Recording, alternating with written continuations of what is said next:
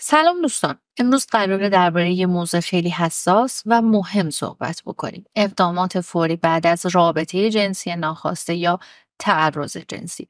اگه کسی قربانی تعرض جنسی شده، اول از همه باید بدونه که این تقصیر اون نبوده. در چنین شرایطی دانستن اقدامات درست میتونه جلوی خیلی مشکلات رو بگیره و کمک بکنه که از نظر جسمی و روانی فرد بهبود پیدا بکنه. اولین و مهمترین قدم اقدامات پزشکی در 72 ساعت اوله.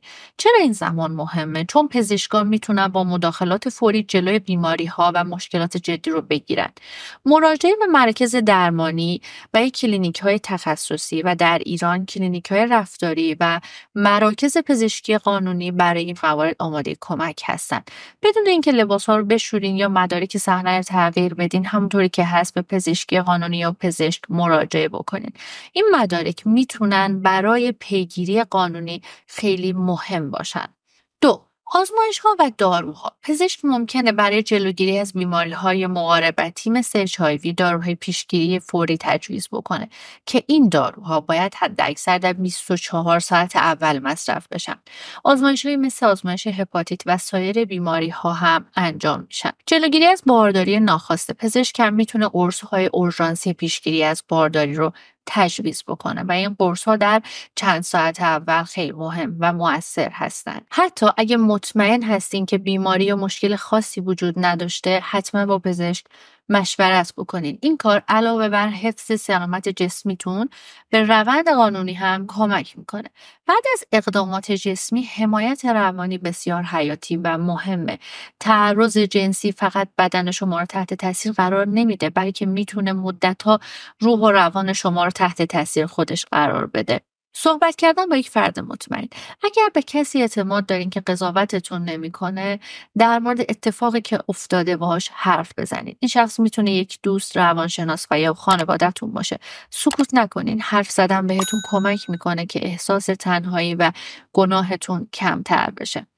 مراجعه به تراپیست، مشاور یا روان‌درمانگر متخصص حتما میتونه بهتون کمک بکنه این تجربه دردناک رو پردازش بکنید.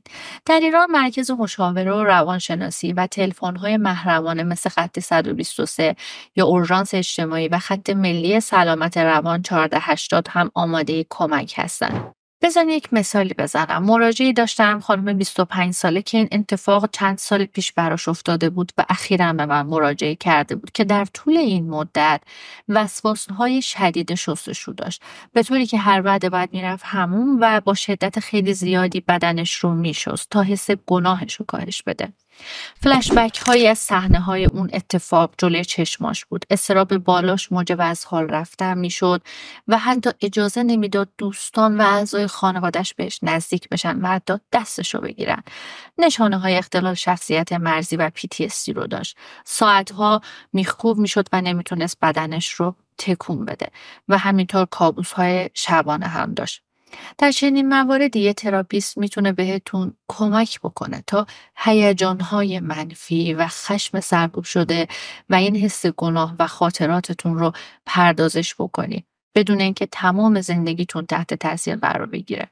و مورد بعدی شکایت قانونی. اگه آماده هستین میتونین موضوع رو به مراجع قضایی و قانونی گزارش بدین و از یک وکیل کمک بگیرین. این کار هم به شما کمک میکنه که احساس قدرت بکنین و هم جلوی تعرض‌های مشابه رو میگیره. و مورد بعدی استفاده از گروه‌های حمایتی و سازمان‌هایی هست که در زمینه حمایت از قربانیان خشونت فعالیت میکنن، مثل 123 اورژانس اجتماعی که میتونن بهتون کمک بکنن. فراموش نکنین که این تجربه هیچ وقت تعریف کننده هویت و شخصیت شما نیست. شما قدرت ادامه زندگی رو دارید. اگه کسی رو میشناسین که این تجربه رو داشته و این اتفاق براش افتاده، براش یه گوشه شنوا باشین و حمایتش بکنین. این ویدیو برای آگاهی بود. اگر سوالی دارین یا نیاز به اطلاعات بیشتری دارین توی کامنت ها بنویسین و یا با مراکز تخصصی مشورت بکنین. مراقب خودتون باشید.